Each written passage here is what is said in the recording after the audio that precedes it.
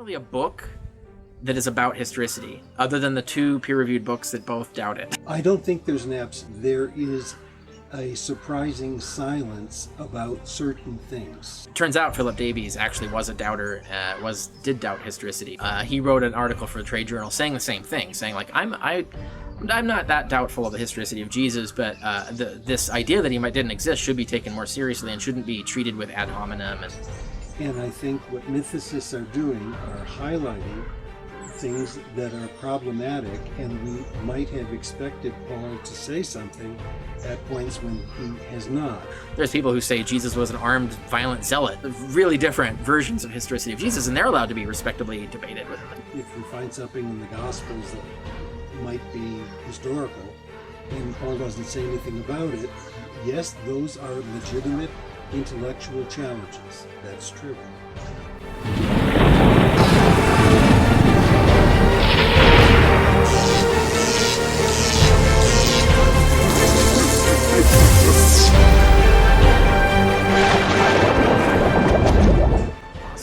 Dr. Richard Carrier, Dr. Dennis MacDonald, Joel Pearson. He's a fan of yours, big time, but also supporter of the Patreon. So, and he believes what I'm doing. Mm-hmm. Really open-minded young man. I mean, he's in the same boat as me. And he says, question for Dr. Carrier.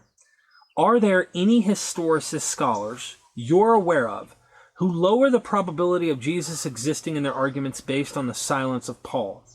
Are there scholars who don't do this when they should? Okay, so let's see if I can translate that. He wants to know if there are any historicists who admit that the quietness of Paul is a problem. I don't really think so. Trying to think of it, I can't think of a glaring example. No, let me take that back. There were some. So like you have, so historicity. There's not really a book that is about historicity, other than the two peer-reviewed books that both doubt it. So there's not a book to go to and say, does this historian take that position? So if when you ask, for example, let's say Justin Meggitt, for instance. Justin Meggitt wrote an article about, he's a historicist, and he wrote an article about how mythicism needs to be taken more seriously, and all the arguments trying to dismiss it are not valid. And so he still thinks it's false, but he's saying that we're being mistreated, basically, is the article that he writes. And he goes through like how to frame the issue and things like that. And his point in the article, and this is a peer-reviewed journal article, his point in the article is that we should look at this more seriously and include it amongst the orbit of contradictory theories that were allowed to be discussed. So there's people who say Jesus was an armed, violent zealot. There's, so there's really different versions of historicity of Jesus, and they're allowed to be respectably debated within the field. And this should be included among them. Philip Davies made the same argument in a trade journal in the field.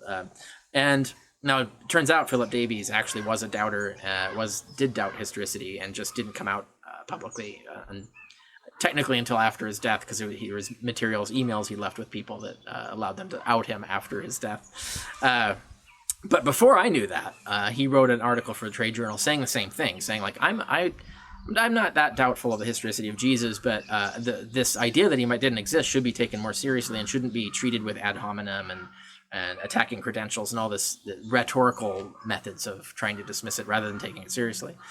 So there are historians like that. Now, if you're going to ask a specific question of, have any of those guys specifically said the silence of Paul is still a problem?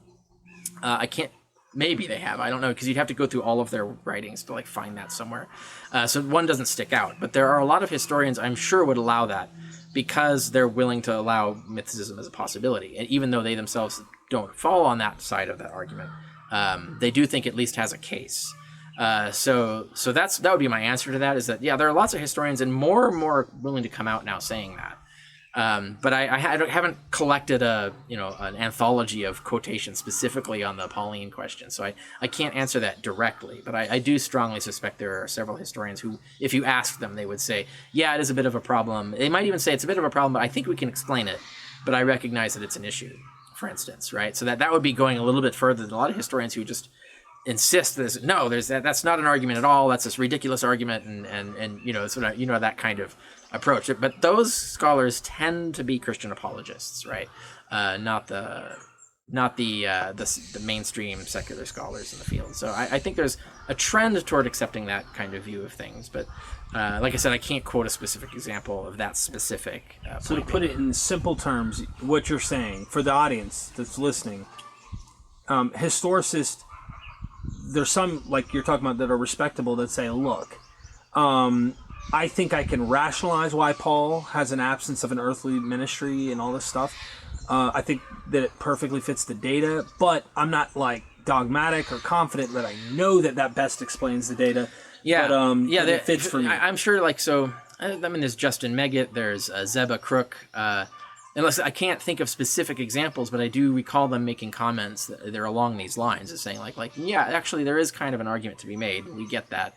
And they see that as a respectable argument, even if they aren't convinced by it. Right. So I do know there are scholars who will do that. I just, off the top of my head, I can't think of a quote of where they've said specifically that one specific thing. So I'd have to go hunting through all of my materials to find it if that was the case. Let's ask a historicist, just to address it, to piggyback off of this idea. What would you say, like, the silence of Paul, in your best estimation, makes the most sense? Is it that he didn't know Christ and the earthly Jesus, so he's like, look, that's not what matters to me. It's the visionary Christ. He's having these revelations. How do you rationalize the weird absence of a earthly life of Jesus? Even though you might say a few of the parts in Paul might reference something there, the night he was handed over, things like that, maybe. There are ways where mythicists clearly can explain that away too. So, but as a historicist, for the audience, what do you think best explains the absence? I don't think there's an absence, but I think there is a surprising silence about certain things. And I think what mythicists are doing are highlighting things that are problematic, and we might have expected Paul to say something at points when he has not. And I think Richard has done more than anybody in identifying places where one might expected Paul to say something, especially if we find something in the Gospels that might be historical, and Paul doesn't say anything about it. Yes, those are legitimate intellectual challenges. That's true. I tend to think that there's more Jesus tradition in the authentic letters than he does, and that is an issue then of probabilities again. And we haven't talked much about criteria, but what criteria scientifically, and also terms of framework is like where we're coming from in terms of figuring out what's going on here. But yeah, so I would be a historicist who would grant to the mythicists a sensitivity to places where one might have expected Paul to express something, and he doesn't. And in some cases, the silence may in fact be intentional and strategic for Paul, but that is a different and a tricky business.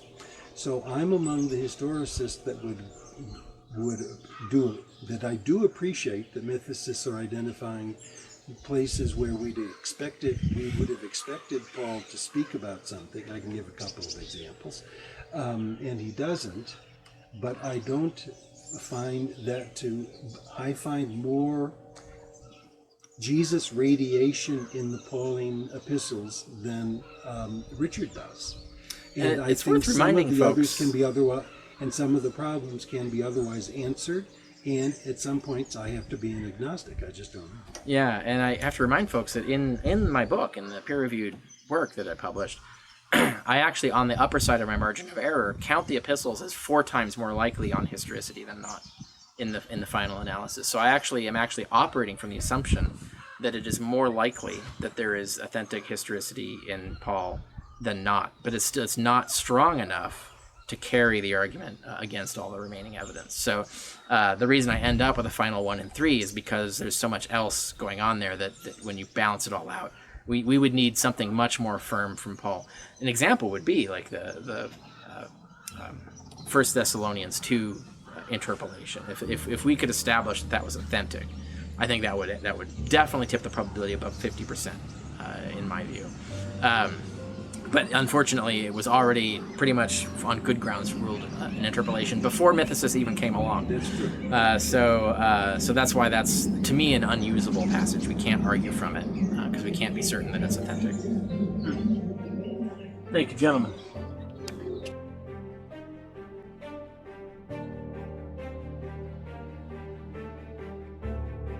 Ladies and gentlemen, join MythVision's Patreon not only to support us, but there are 72 videos that I did with Dr. Dennis R. MacDonald and Richard Carrier, all on the Patreon, early access. You guys can ask personal questions when I go to interview these scholars, and you're helping MythVision grow.